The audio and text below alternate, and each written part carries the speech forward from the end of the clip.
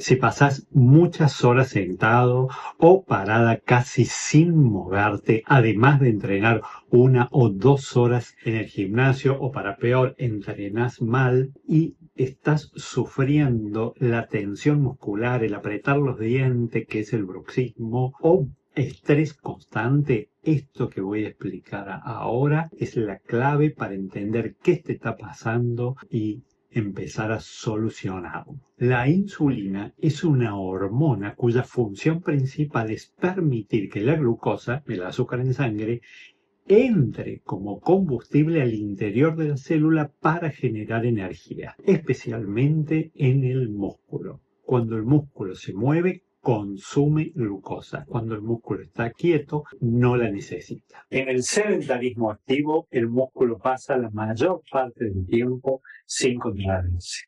Así aumenta la glucosa en sangre y el páncreas responde produciendo cada vez más insulina.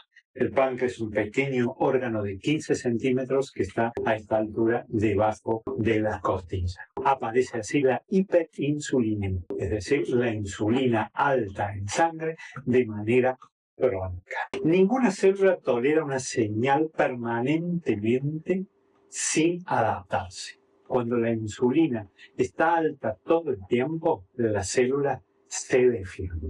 Reduce su sensibilidad, baja la respuesta del receptor y deja de escuchar a la insulina. Esto no es un error, es una adaptación biológica al exceso. Ahora ocurre algo muy importante. Hay mucha insulina, pero la glucosa sigue sin entrar bien a la célula. Entonces el páncreas produce aún más insulina y se forma un círculo vicioso. Esto es resistencia a la insulina o pérdida de sensibilidad a la hormona insulina. La insulina no solo regula la glucosa, también regula el balance de minerales, especialmente el del potasio. Además, influye sobre el sistema nervioso y el tono muscular. El tono muscular es la actividad en reposo de los músculos, pero que nos permiten resistir ante la fuerza de gravedad. Cuando la insulina está crónicamente elevada, el sistema se vuelve más excitable. Si a esto le sumamos el déficit de magnesio, también generado por el exceso de glucosa, consecuencia del sedentarismo activo, el potasio se regula mal, generando inestabilidad en la membrana de las células musculares. Esto hace una fácil contracción del músculo, pero una muy difícil relajación o no se relaja. Este estado favorece una contracción muscular